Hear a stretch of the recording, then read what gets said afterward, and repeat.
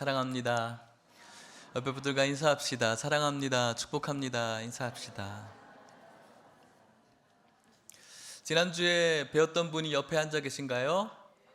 왜 그러신가요? 도대체 왜 그 자리를 꼭 고집하시나요? 거기가 제일 편하세요? 네.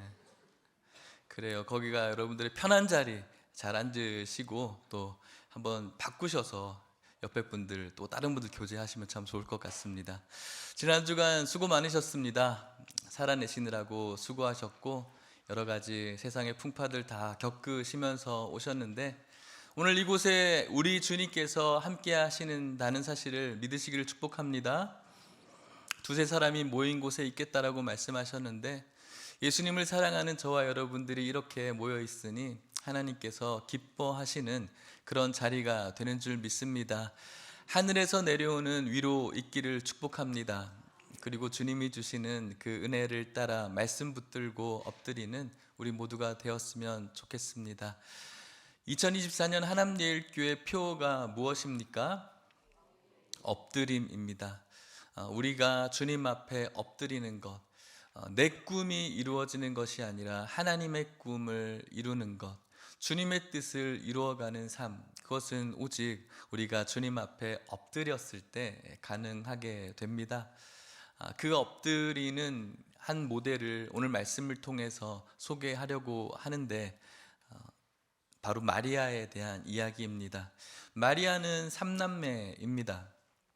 오라버니 나사로 그리고 누이들이었던 마르다와 마리아, 이 세 오누이가 정말 서로 사랑하며 굉장히 관계가 좋은 그런 오누이였던 것 같습니다. 굉장히 사랑하고 친밀한. 저에게도 여동생이 있습니다.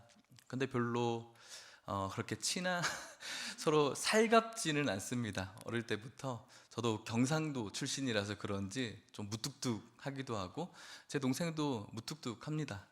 그래서 어느 때인가부터 저는 오빠라는 얘기를 들어본 적이 없는 것 같아요.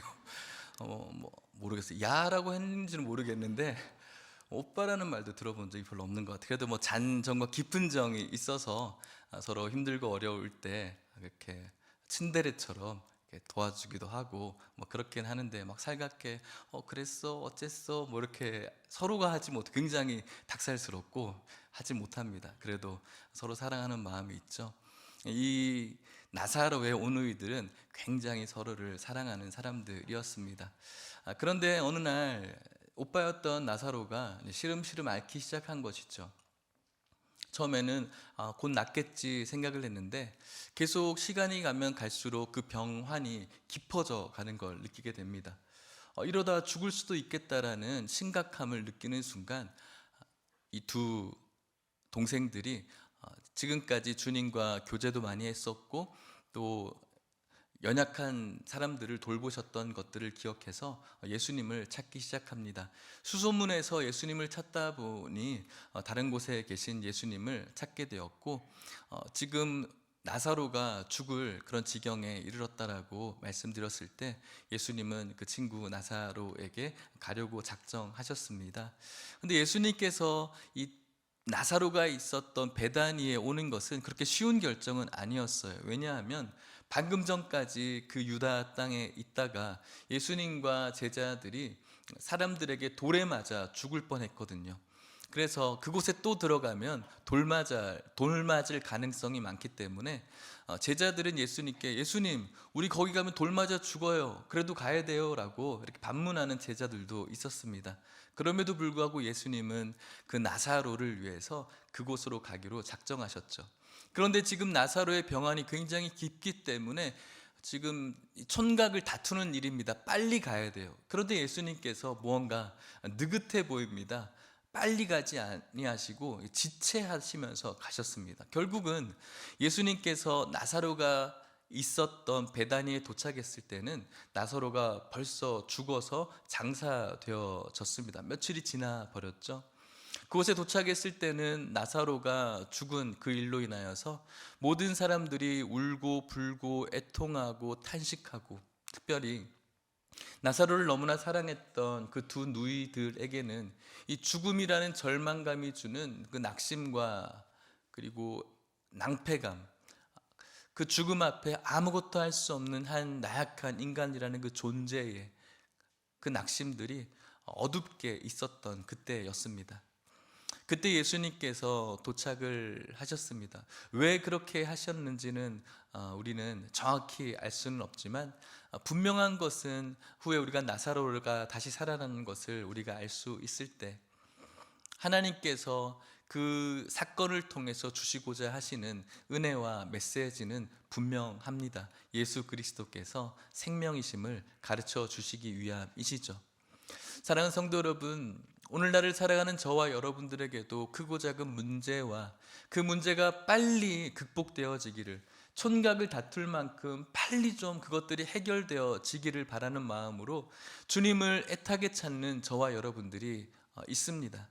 그럼에도 불구하고 무언가 지체되어지는 것처럼 왜 이렇게 해결되어지지 않지? 라는 마음으로 애통하고 상심하는 우리의 모습을 찾아볼 때가 있겠죠.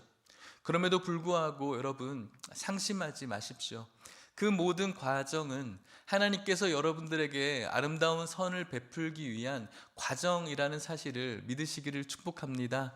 주님께서 지체하신다면 지체하시는 이유가 분명히 있을 것이고, 그것을 통해 여러분들에게 주시는 하나님의 특별한 은혜가 있다는 사실을 기억하시면서 늘 주님만 바라보시는 저와 여러분들 되시기를 축복합니다. 그렇게 예수님께서 늦게 오게 되었을 때 이 누이들에게는 상심과 낙심이었습니다. 그리고 주님께서는 오늘 주인공인 이 마리아를 만나게 되죠. 마리아가 예수님 앞에 그때 이렇게 말합니다. 요한복음 11장 32절 말씀인데 같이 읽어볼게요. 시작. 마리아가 예수 계신 곳에 가서 배웠고 그 발 아래 엎드려 이르되 주께서 여기 계셨더라면 내 오라버니가 죽지 아니하였겠나이다 하더라. 아멘.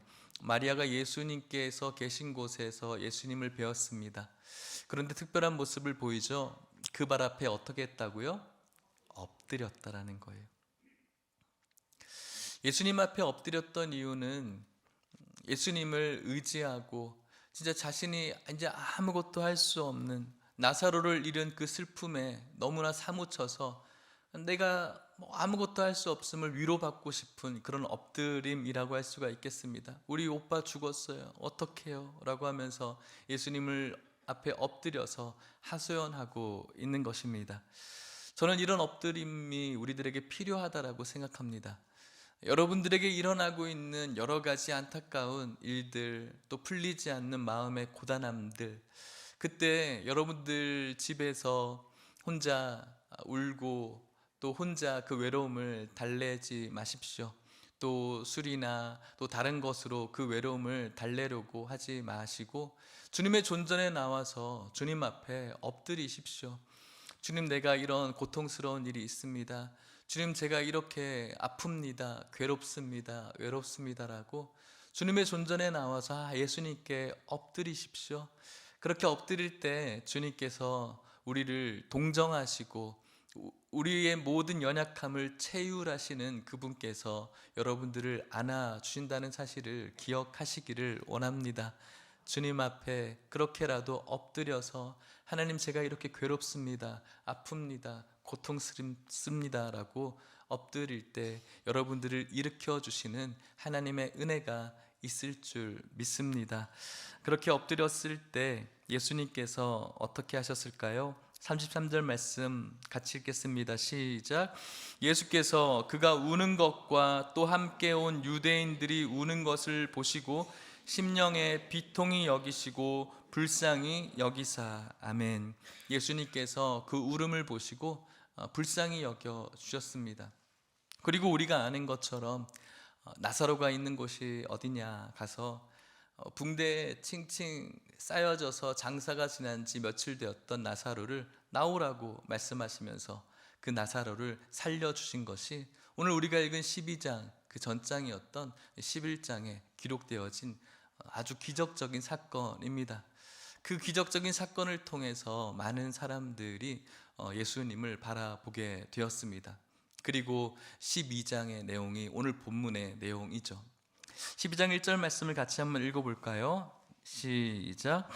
유월절 엿새 전에 예수께서 베다니에 이르시니 이곳은 예수께서 죽은 자 가운데서 살리신 나사로가 있는 곳이라. 2절도요. 거기서 예수를 위하여 잔치할새 마르다는 일을 하고 나사로는 예수와 함께 앉은 자 중에 있더라. 아멘. 예수님께서 베다니로 다시 오셨고 이곳은 죽은 자 가운데서 살리신 나사로가 있는 곳이었습니다. 예수님을 위한 잔치를 열었습니다. 그 잔치가 있는 동안 마르다의 포지션은 역시 일을 열심히 하고 있는 포지션이었고, 그리고 나사로는 예수님과 함께 있었습니다. 이 잔치의 주인공이었던 예수님의 어떤 간증거리였겠죠.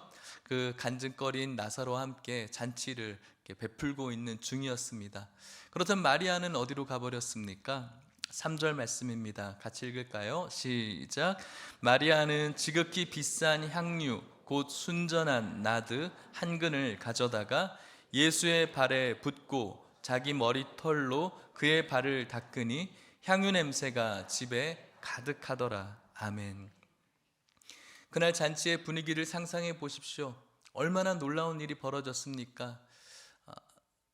누이들도 나사로를 사랑했지만 나사로의 죽음 앞에 많은 사람들이 울고 애곡하고 비통한 마음이었습니다. 너무 좋은 사람이었나 봐요. 그런 그가 다시 살아났다는 소식은 그 베다니 마을에 많은 사람들의 기쁨이었을 것입니다. 그리고 그 잔치는 그런 기쁨을 서로 나누며 너무 잘됐다, 너무 축하해, 예수님 너무 좋아요, 감사해요, 이런 기쁨의 간증들의 시간이겠죠. 그런데 그때 마리아가 다른 성경에는 옥합이라고 이야기를 합니다. 옥합을 깨뜨리는 와장창이라는 소리가 갑자기 나는 거예요. 그 잔치가 막 흥에 겨운데 갑자기 와장창 소리가 나면서 그 모든 잔치의 기쁨의 순간이 얼어버리는 그런 시간으로 바뀌어지는 시간이 되어져 버립니다. 성경은 지극히 비싼 향유라고 말합니다. 순전한 나드라는 그 향수의 양은 한 근이었습니다. 이 한 근은 한 340g 정도 되어지는 12온스 정도 되어지는 그런 부피인데 그것을 깨뜨려 버리고 그것을 가지고 자기의 머리털로 예수님의 발에 붓고 자신의 머리털로 그것을 닦아내는 모습을 갖습니다. 그리고 난 다음에 그 향유 냄새가 그 집안에 진동을 하게 되어지죠. 어떻게 해서 왜 지금 마리아가 이런 일을 하고 있는 것일까? 어떻습니까, 여러분? 분명히 오빠가 살아났습니다. 오빠가 살아난 것은 너무나 좋은 일이죠. 예수님 앞에 감사한 것도 있었을 것입니다. 그런데 지금 이 여인이 하고 있는 이 행위를 바라볼 때 정말 비싼 향유라고 이야기합니다. 그것은 뒤에 내용에 나오는데 가룟 유다가 300데나리온이라고 이야기를 해요. 300데나리온은 데나리온이라는 그 단위는 노동자 하루 품삯이었거든요. 그렇다면 300일을 일해야지 벌을 수 있는 돈이라면 쉬는 날까지 합치면 1년을 우리가 이야기할 수 있겠습니다. 1년치 연봉을 지금 붓고 있는 겁니다. 우리는 너무나 좋은 성도이기 때문에 정말 잘했다라고 할 수가 있겠지만 정말로 상식적으로 봤을 때 이 일을 여러분들은 어떻게 이해할 수가 있겠습니까? 오늘날 교회에도 여러 가지 어려움 가운데 그 일이 극복되어지고 혹은 힘든 가운데에도 하나님께 주신 은혜를 따라 교회에 꽤 그분이 살아가는 그 형편보다도 우리가 생각하기에 너무나 커다란 부분들을 교회에 헌금하시기도 하고 헌물하시는 그런 분들이 있습니다. 귀한 그런 신앙의 고백이죠. 어떤 일이 극복되어져서 글쎄 요즘 어떤 평균을 잡아야 될지를 모르겠지만 몇 천만 원의 그 가치를 한 10분 정도의 시간에 다 쏟아부었다 라고 할 때 여러분들은 어떤 마음을 가질 수가 있을까요? 가룟 유다는 이렇게 말합니다. 요한복음 12장 4절 5절 말씀인데요. 제자 중 하나로서 예수를 잡아줄 가룟 유다가 말하되 이 향료를 어찌하여 300데나리온에 팔아 가난한 자들에게 주지 아니하였느냐라고 말해요. 이거 10분 만에 이 300데나리온 되는 것을 다 붓는 것은 물론 뭐 좋은 일이지만은 그것보다는 이것을 가난한 사람들에게 베풀면 몇백 명을 도와줄 수 있는데 꼭 이렇게까지 해야겠냐라고 말하는 거예요. 상식적이지 않습니까, 여러분? 교회의 어떤 부분에 있어서 한 10분 만에 하는 어떤 부분에 몇 수천만 원을 막 쏟아 부어 버렸어요. 어떤 은혜에 있는 사람이. 그것을 바라보면서 이렇게 쓰는 것보다는 저비용 고효율을 우리가 따져야 되지 않겠습니까?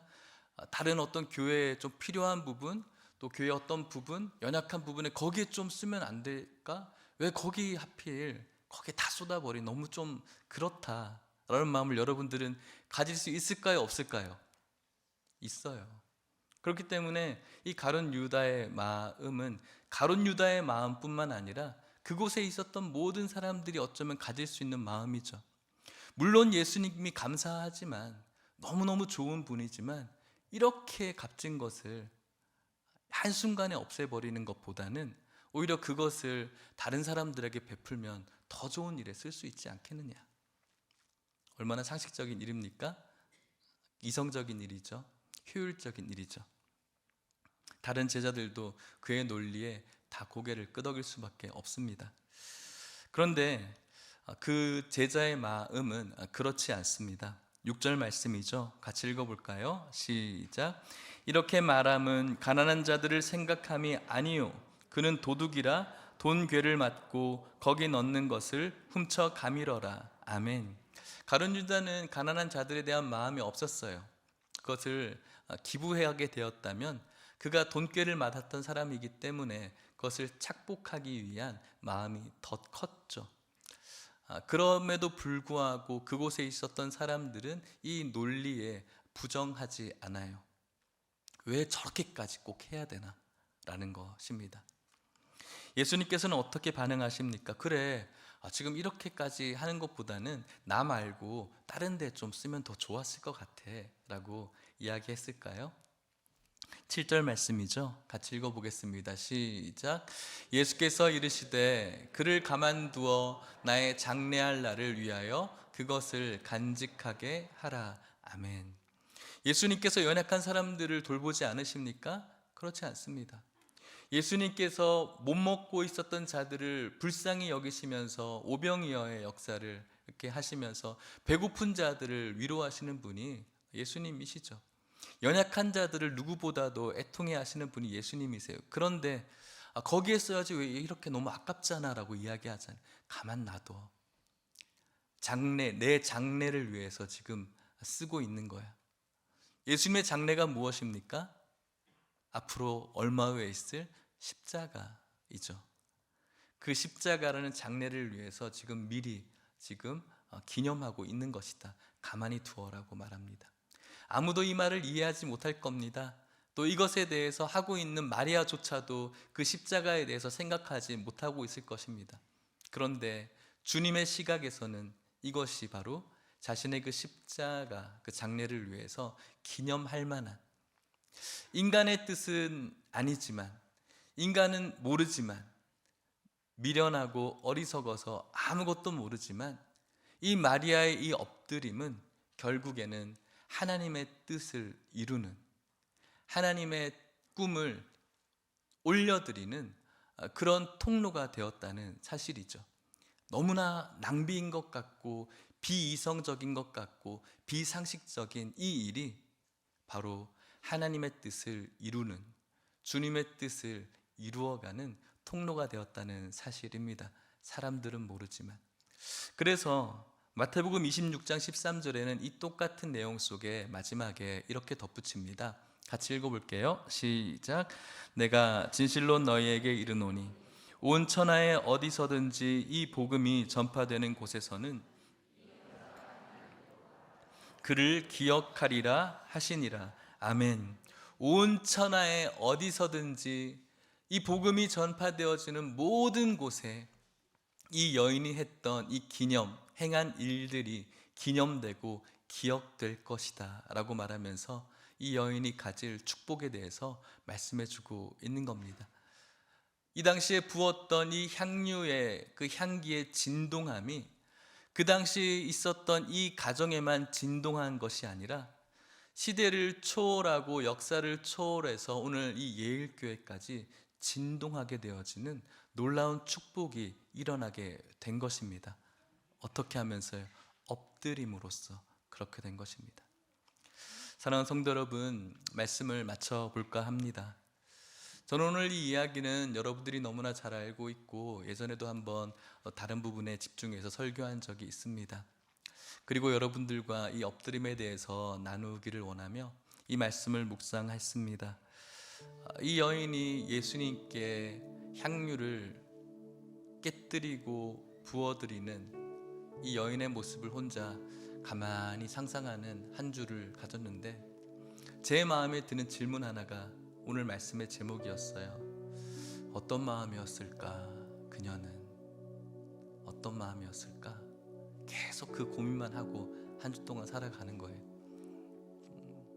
어떤 마음이었을까? 그래서 말씀 제목을 막 정하려다가 다른 생각이 잘 나지 않아서 제 고민을 여러분들과 나누고 싶은 거예요. 어떤 마음이었을까? 여러분, 이 향유는 향도 너무나 아름답지만 쓰이는 용도로는 장사 지낼 때 제가 듣기로 알기로는 장례용품으로도 향기로 혹은 뭐 그런 부분에 제2용품으로 쓰여진다라고 들었어요. 정말 사랑했던 오빠잖아요. 자신의 오빠를 너무나 사랑했고 그 오빠가 죽었을 때 그 오빠의 죽음을 애도하는 한 가지 방법으로는 어쩌면은 자신의 이 향유를 오빠의 장례식에 깨뜨려도 괜찮을 법한데 얼마나 이 향유가 그녀에게 귀했는지 오빠의 장례식에도 꺼내놓지 않았어요. 그런데 지금 예수님 앞에 그것을 깨뜨려버리고 부어버리는 거예요. 어떤 마음이었을까? 단순히 사람이 살아났다는 기적, 그거 봤기 때문에 그럴까? 정말 그 기적이 예수님을 알아가는 한 모든 사람이 그것을 바라보면은 정말 이렇게 변할 수 있을까? 꼭 그렇진 않아요. 요한복음 11장 45절 46절 그 당시에 보면 마리아에게 와서 예수께서 하신 일을 본 많은 유대인이 그를 믿었어요. 그런데 46절 말씀에 보면은 그 중에 어떤 자는 바리새인들에게 가서 예수께서 하신 일들을 알려줬어요. 그리고 바리새인들이 그에게 소식을 들었죠. 47절 말씀에 이에 대제사장들과 바리새인들이 공회를 모으고 이르되 이 사람이 많은 표적을 행하니 우리가 어떻게 했으면 좋을까? 이 예수가 이렇게 많은 표적을 행하는데 우리 어떻게 하면 좋을까? 48절 만일 그를 이대로 두면 모든 사람이 그를 믿을 것이다. 그리고 로마인들이 와서 우리 땅과 민족을 빼앗아 가겠지. 저 사람에게 기득권 가면은 우리가 이 기득권을 지킬 수 없어서 우리의 이 정치 체계가 망가지고 우리의 인기가 다 저 사람에게 몰려가겠지. 어떻게 해야 될까? 53절 말씀 이날부터는 그들이 예수를 죽이려고 모의하니라. 한 생명을 살렸어요. 축하할 일이고 또 그것을 통해서 이분이 정말 하나님이라는 사실을 깨달아야 될 그 순간에도 여전히 바리새인들은 깨닫지 못하고 자기 살 궁리, 자기가 긁어모을 궁리, 더 채울 궁리, 기득권 빼앗기지 않을 궁리, 자기 권위를 빼앗기지 않을 그 생각만 하고 있는 거예요. 모든 사람이 예수님께서 주신 기적을 봤다고 해서 그것이 믿음이 되는 것은 아니라는 거예요. 그래서 오늘 이곳에 있는 여러분들 기적 좋아하시면 안 돼요. 현상 좋아하시면 안 돼요. 그것이 우리들의 믿음을 보장하는 것이 아니에요. 뭘까? 이 여인에게 어떤 일이 벌어진 것일까? 그것은 바로 그 사건을 통해서 그 전까지 주님의 발 아래에서 주님의 말씀 듣기를 좋아했고 지금까지 하나님의 말씀을 잘 풀어줄 수 있는 선생님으로 너무 좋아했는데 죽어 있는 그를 살리는 그 기적을 바라보면서 이 마리아가 이 예수님이 하나님이라는 사실을 완전히 깨닫게 된 거예요. 이 여인이 이 옥합을 깨뜨리기 위해서 가는 그 길, 이 여인의 마음이 어땠을까? 저것을 부을까 말까? 부을까 말까? 또 가지고 갔고 예수님 앞에 가서까지 그까지도 어떤 고민을 했을까? 저는 고민하지 않았을 거라고 생각해요. 왜냐하면 자신의 오빠를 살려준 것이 감사한 그것을 떠나서 하나님을 받기 때문에 그런 거예요. 자신의 오빠에 대한 감사함이었다면 꼭 이 나드가 아니라 얼마 정도의 비용을 너무 고마워요, 이거를 좀 사역하는 데 쓰세요, 이것만 해도 괜찮거든요. 고마움 정도가 아닌 거예요. 고마움으로 드리는 것이 아니라 이분이 하나님임을 깨닫고 그분의 백성으로서 그분의 피조물로서 올려드리는 경배이고 찬양인 거예요.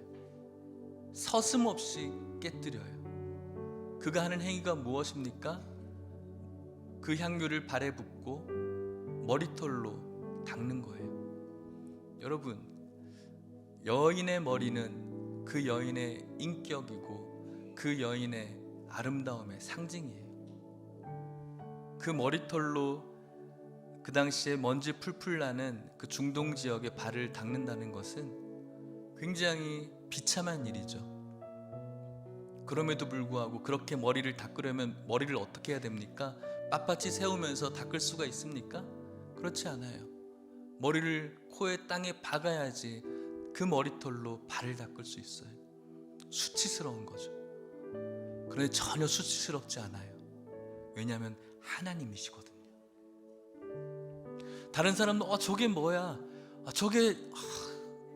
저렇게까지 꼭 해야 돼? 너무 광신도 아니야? 저렇게까지 믿어야 돼? 어떻게 저럴 수 있지라고 할 수 있어요.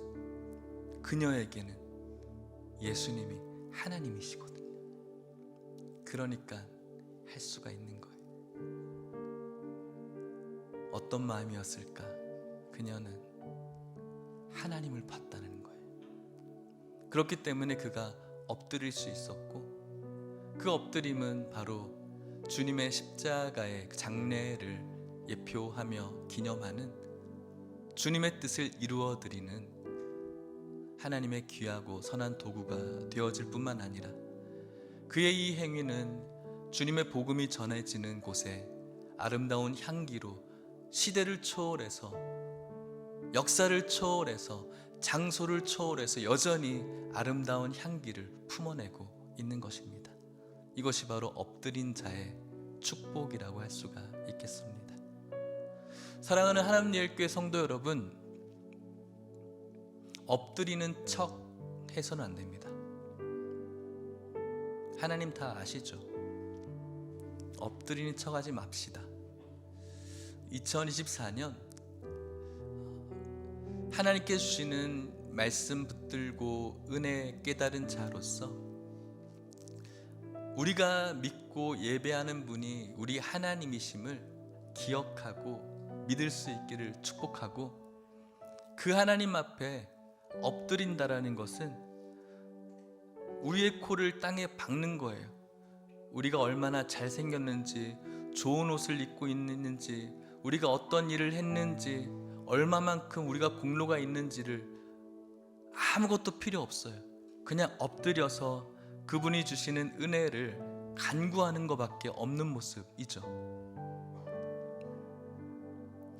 2024년 이렇게 엎드림으로 말미암아 글쎄요, 여러분들의 그 엎드림을 통해서 주님의 교회와 여러분들의 모든 삶의 처소에 주님의 뜻이 이루어지는 것을 통해서 오늘 이 여인이 복음이 전해지는 곳에 그의 이름이 기억되었던 것처럼 바라기는 오늘 이곳에 있는 여러분들의 그런 모습과 이름들이, 그 장로님, 그 권사님, 그 집사님, 그 성도님, 우리 자라난 다음 세대 아이들이 그분을 바라보면서 신앙생활하며 은혜를 누릴 수 있다면 그것이 어쩌면은 엎드리는 자의 최고의 축복은 아닌가. 최고라면 뭐라 할 수 있겠지만 놀라운 축복은 아닌가 그렇게 생각해 봅니다. 정말로 우리 안에 주님께서 나에게 뭔가를 해줬기 때문에 감사함으로 드리는 무언가가 아니라 그것은 좀 수준 낮은 거라고 생각해요. 그분이 하나님이시기 때문에, 그분이 우리를 구원하신 구원자이시기 때문에 그것을 기억하며 드려지는 온전한 경배와 예배로서의 엎드림이 2024년 여러분들에게 있기를 바라고, 그 엎드림을 통해서 어쩌면 우리가 신앙생활하는 것이 뭔가 좀 답답하고 어리석고 미련하고 비상식적이고 비효율적이지만 그것이 어쩌면, 아니 확실하게 하나님의 꿈을 올려드리는, 그 삶을 통해서 주님의 뜻을 이루어드리는 저와 여러분들의 삶이 되시기를 주님의 이름으로 간절히 축복합니다. 그 엎드림에는 우리의 공로, 내 생각에는 내가 해봤는데 이것은 없습니다. 오직 주님의 뜻만 있을 뿐입니다. 그렇게 하나님 앞에 우리의 것들을 올려드릴 수 있는 저와 여러분들 되시기를 주님의 이름으로 축복합니다. 우리 같이 찬양할까요? 내게 있는 향유옥합 주께 가져와 그 발 위에 입 맞추고 깨뜨립니다. 중학교 때 처음 배웠던 찬양인데 그렇게 큰 의미를 깨닫지 못하고 불렀던 찬양인 것 같아요. 말씀을 깨달으면 깨달을수록 이 찬양이 참 깊은 의미가 있다는 것을 생각하게 됩니다. 오늘 말씀을 우리가 묵상할 때 더 깊은 의미가 있어요. 내게 있는 향유옥합을 주님께 가져와서 깨뜨리고 그 발 앞에 입 맞추고 자신의 머리털을 닦는 그 모습은 주님이 나한테 뭐 해줬으니까, 내 건강 회복하게 해줬으니까, 나 좀 사업 성공하게 해줬으니까, 이 문제 해결하게 해줬으니까 깨뜨리는 것이 아니라 나를 위해서 십자가를 지신 주님이시니까, 그 하나님이시니까으로 바뀌어지는 그런 찬양이 되었으면 좋겠습니다. 찬양합시다.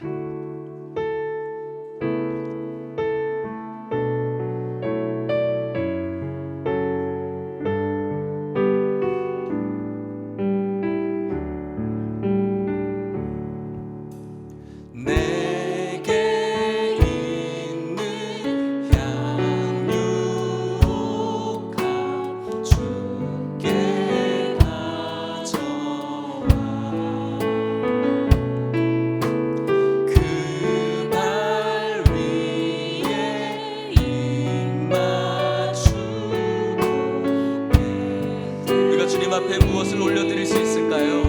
내게 있는 향유옥합, 내게 있는 향유옥합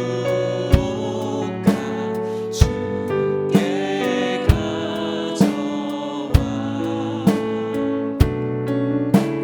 그 발 위에 입 맞추고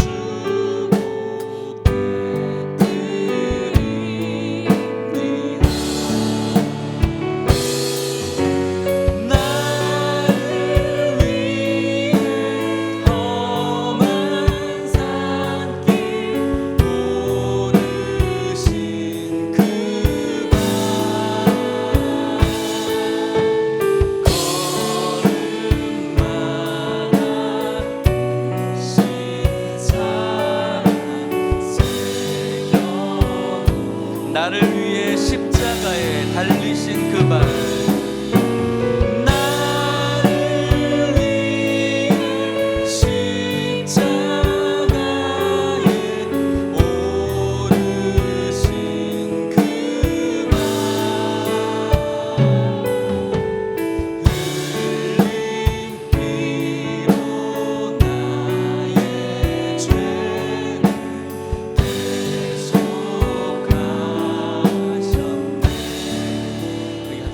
죄를 기도했으면 좋겠습니다. 마리아의 마음을 여러분들이 생각해 볼 수 있었으면 좋겠습니다. 어떤 마음일까? 어떤 마음이었을까? 똑같은 기적을 맛보았는데 마리아는 완전히 달랐죠. 서슴없었습니다. 서슴없이 자신의 오빠의 장례에도 쓰지 않았던 그 귀한 것을 서슴없이 깨뜨렸습니다. 서슴없이 무릎 꿇었고, 서슴없이 엎드렸고, 서슴없이 붓고 자신의 그 아름다운 머리칼로 먼지 묻은 발등을 닦아내었습니다. 서슴없었습니다. 하나님이었기 때문이고, 나를 위해서 십자가에 죽으신 주님이기 때문에 오늘 우리도 서슴없어야 됩니다. 그런 엎드림이 여러분들과 저에게 있기를 원하고, 그 엎드림으로 하나님의 뜻을 이루어가는 우리 모두가 되시기를 축복합니다. 같이 한번 기도하도록 하겠습니다. 하나님 아버지, 이 시간 주님께서 주신 귀한 은혜를 따라 기도하기를 원합니다. 하나님 아버지, 예수 그리스도께서 우리의 하나님이심을 기억합니다. 우리를 위해서 십자가에 죽으신 예수 그리스도의 놀라우신 사랑을 기억합니다. 하나님이신 주님 앞에 경외하게 하여 주시옵소서. 떨리는 마음으로 주님 앞에 엎드리게 하여 주시옵소서. 엎드리는 척 하지 않게 하여 주시옵소서. 가식적이고 외식적인 신앙생활을 부숴버리게 하여 주시옵시고, 진실로 엎드리게 하여 주시옵소서. 주님 앞에 우리의 향유 옥합을 서슴없이 깨뜨릴 수 있는 우리의 모습이 있기를 간절히 소망합니다.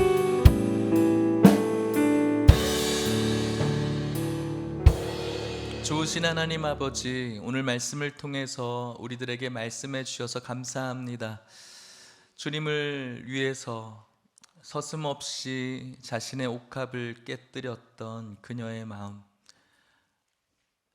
아름다운 그녀의 머리결을 먼지 풀풀 나 있는 주님의 발을 닦았던 그녀의 마음, 그 마음을 우리가 기억하고 서슴없이 우리도 우리 하나님이신 예수님 앞에 우리의 옥합을 깨뜨리고 우리의 머리를 조아리고 엎드리는 그런 신앙생활을 할 수 있게 하여 주시옵소서.